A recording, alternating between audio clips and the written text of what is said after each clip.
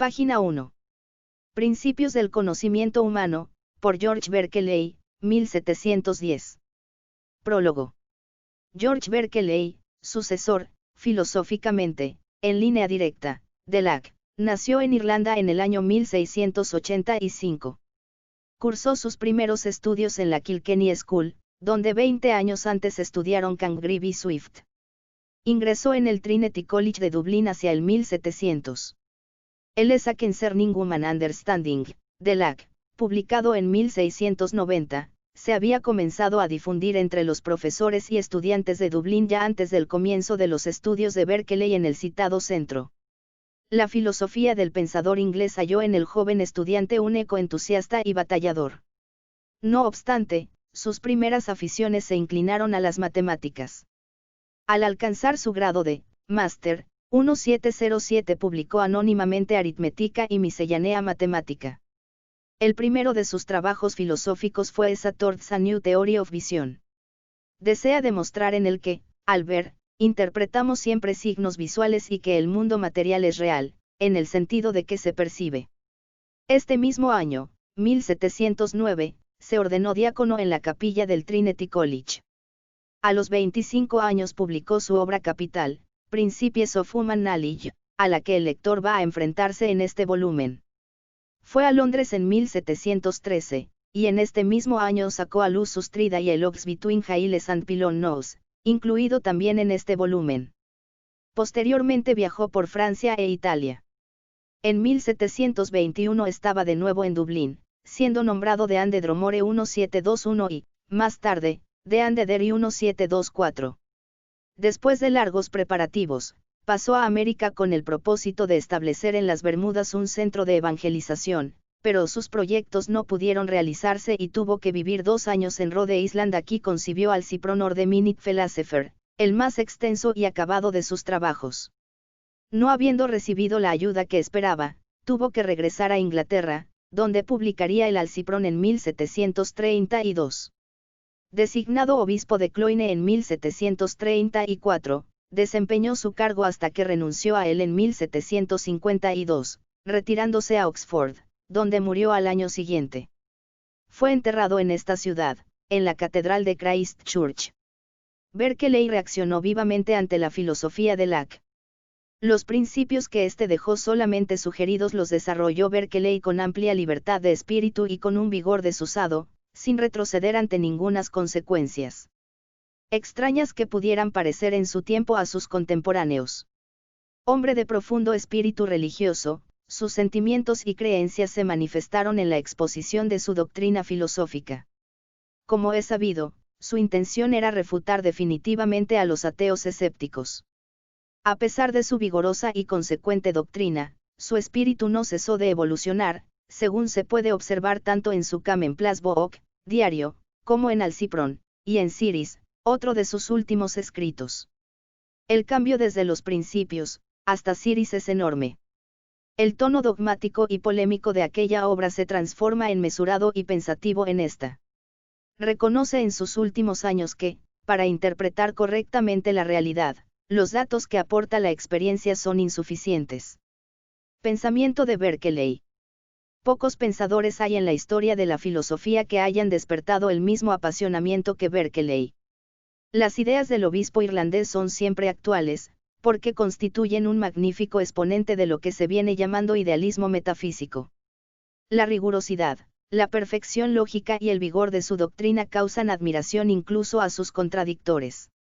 Cada obra de Berkeley es una joya filosófica inestimable, se esté o no de acuerdo con sus ideas.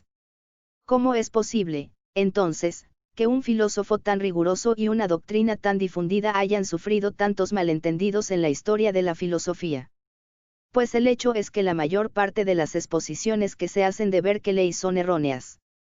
Incluso pensadores de cierta talla han desbarrado sobre él. La opinión más vulgarizada que circula es que Berkeley negó la existencia de los cuerpos.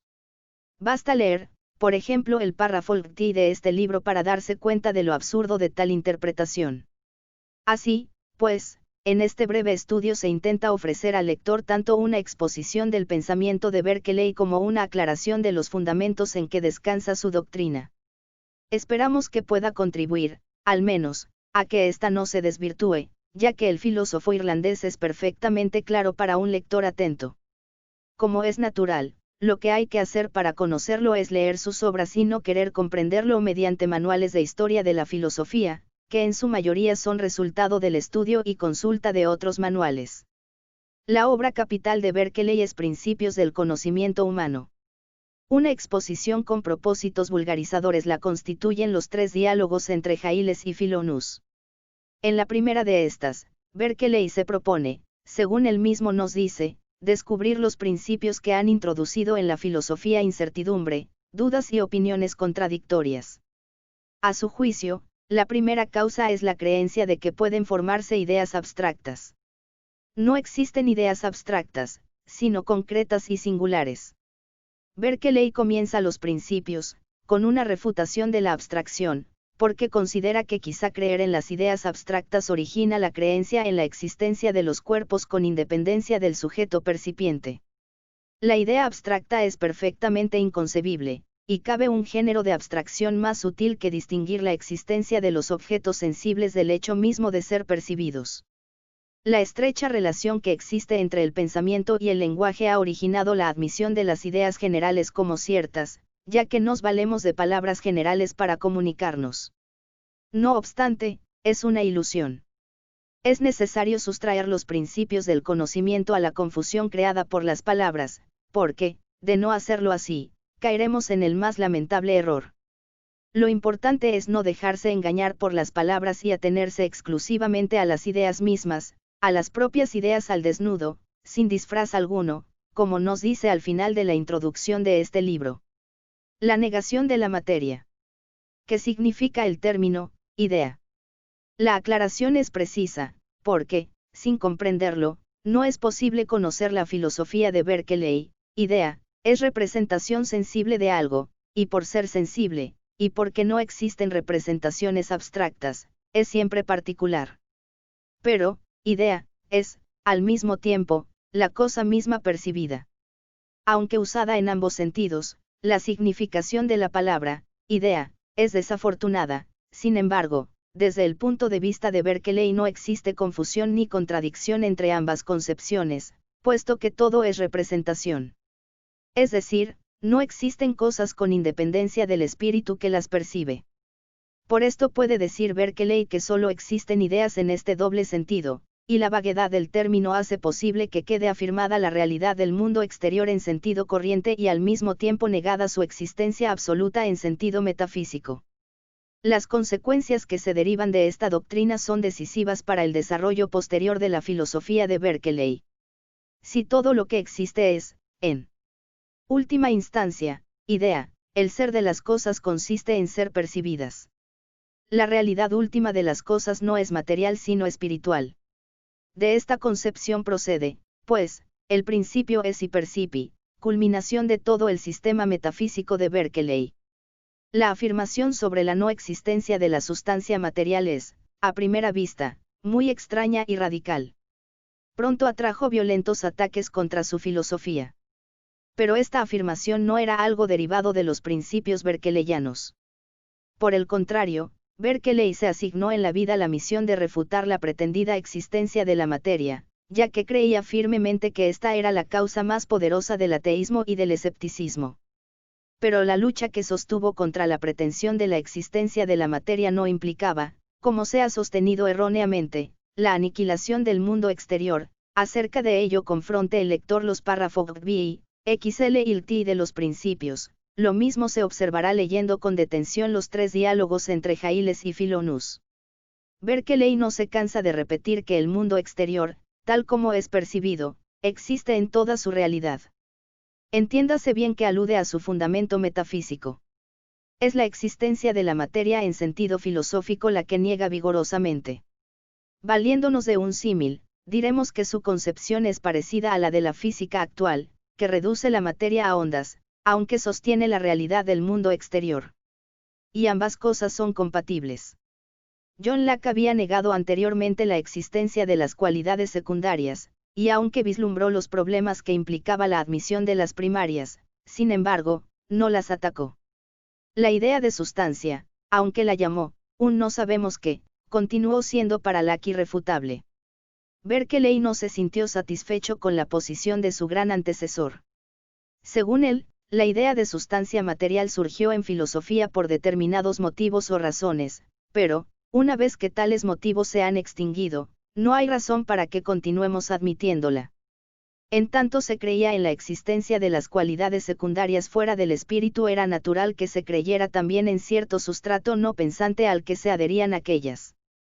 Una vez desaparecida tal creencia, es decir, admitido que los colores, sonidos, etc., no tienen existencia fuera de la mente, carece de sentido mantener la existencia de este sustrato.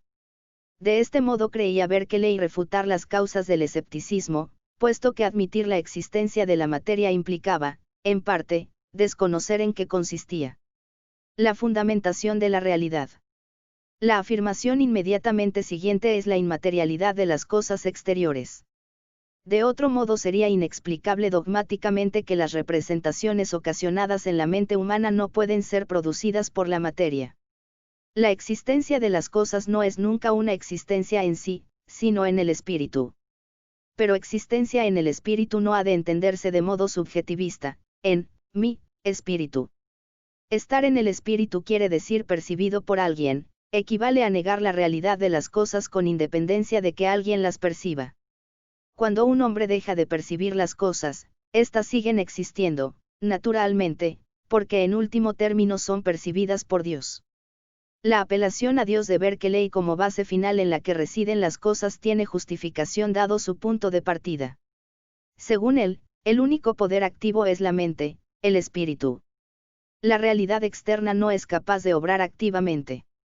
Las cosas, dice A. C. Fraser, exponiendo a Berkeley, están en perpetuo flujo, pero es un flujo dentro de un sistema cósmico que el inmutable principio de causalidad nos obliga a referir a la mente eterna como su causa sustentadora y suprema, pues la mente es el único poder activo del que tenemos idea, o mejor, noción. 3 Así, pues, el principio de causalidad se encuentra como fundamento de la doctrina de Berkeley. El último eslabón de la cadena causal es Dios y por esto, finalmente, el ser de las cosas consiste en ser percibido por la mente de Dios. Como puede observarse, Berkeley depende en sus doctrinas tanto de Descartes como, en mayor grado, de Locke. Sus puntos de vista son muy personales y siempre es profundo y original. A grandes rasgos su sistema queda expuesto en las líneas anteriores, especialmente tal como aparece en las obras de su juventud y madurez. En sus tratados posteriores, como Alciprón, el mundo sensible se transforma en un mundo de efectos, carente de causalidad eficiente. En la última época de su vida, cuando escribe Siris, se aproxima a la doctrina de Platón. Nos dice que una fuerza o influencia divina penetra todo el universo. La razón construye el mundo de los sentidos. En ciertos aspectos, Berkeley parece adelantarse con esta obra a las grandes construcciones metafísicas de Hegel. Valoración de su doctrina. La filosofía de Berkeley surgió como un intento de salvaguardar la existencia real del mundo del espíritu frente a la supremacía que quería conceder a la existencia de las cosas exteriores. Quiere demostrar por todos los medios que no es posible hablar de existencia sin, al mismo tiempo, implicar una mente que la perciba. Existencia significa percepción, y pensar de otro modo es contradictorio. No hay existencia absoluta, es decir, con independencia de una mente que la perciba. Berkeley se valió del concepto de idea para fundamentar su opinión. Creer que todas las cosas externas son ideas es reducir el mundo exterior a la conciencia. Si Berkeley no hubiera partido, ya desde el comienzo, de la existencia de Dios, inevitablemente habría llegado a ella. Su filosofía tiene que fundarse en una teodicea. Sin la admisión de Dios su doctrina se hunde, ya que si suponiendo que no existiera Dios, se le preguntara qué ocurre con las cosas cuando el hombre deja de percibirlas, no habría respuesta para tal cuestión, a menos de caer en el absurdo. Dios es el fundamento último de la existencia de las cosas.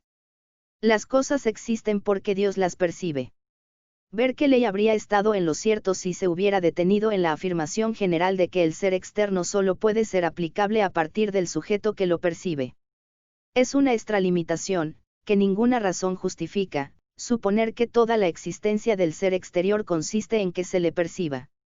La desafortunada expresión del término, idea, le hizo incurrir en una confusión entre el acto de sentir y lo sentido, unificando cosas que son realmente distintas. Luis Rodríguez Aranda. Página 9.